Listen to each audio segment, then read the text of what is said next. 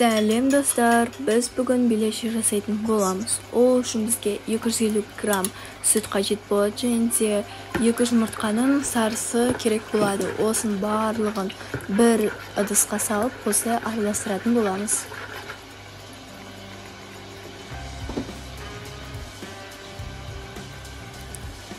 Келесі бір ас қасық тұз қосамыз.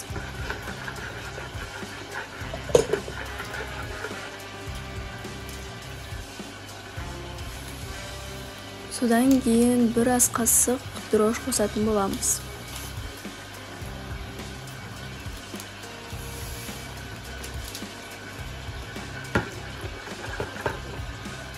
Өз қалауыңыз бойынша қант қосамыз.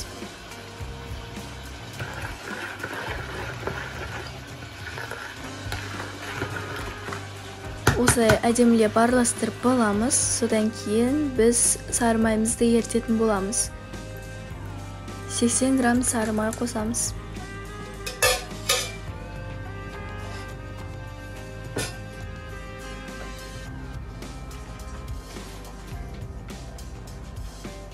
Қамыр шыққанша дейін ұн қосатын боламыз.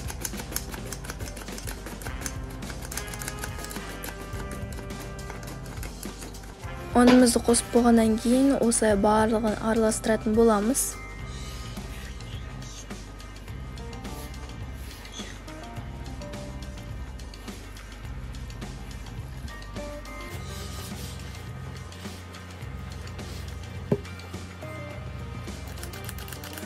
Осындай әдемі жұмсақ қамыр шығуы тиіс.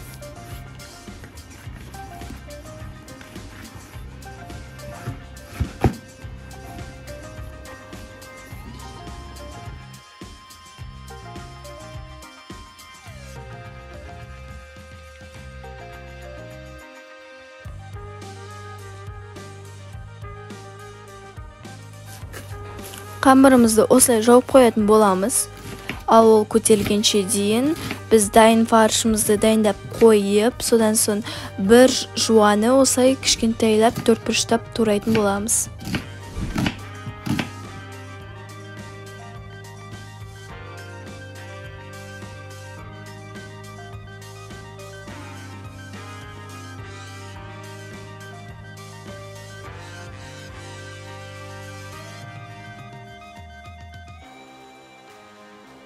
Жақсылап араластырып аламыз.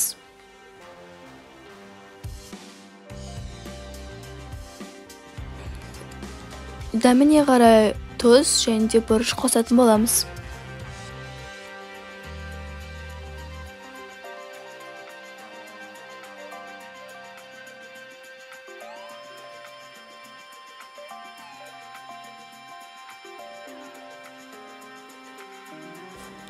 Қамырымыз көтерілді. Енді жаңағы қамырды илейтін жерде осылай майлап алатын боламыз. Содан кейін осы қамырды алып, оны бөліктерге бөлеміз.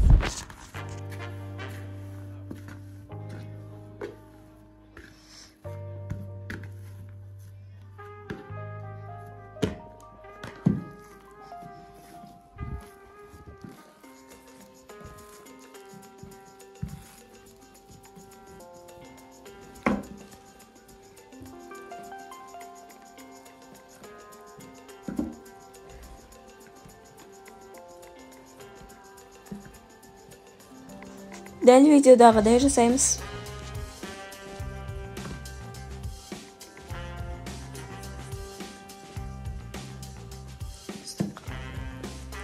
Осын барлығын жасап болғаннан кейін бір-бірлеп осылай қамырларымызды алып, осылай жайғастырып аламыз. Содан кейін жаңағы фаршымызды ішіне салатын боламыз. Дәл видеодағыдай қайталаймыз.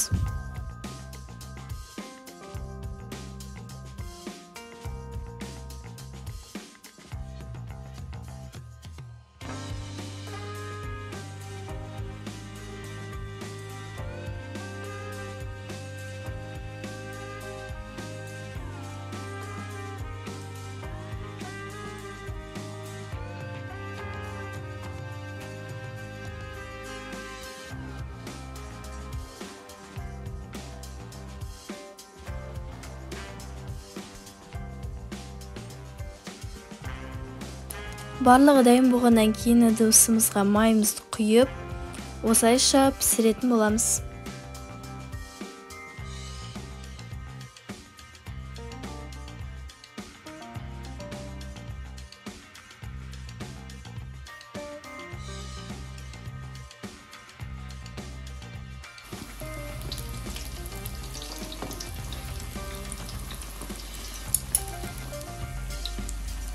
Біздің беляштарымыз дәл осындай қызарған әрі топ-топақ болып шығу керек, ал астарымыз дәмді болсын.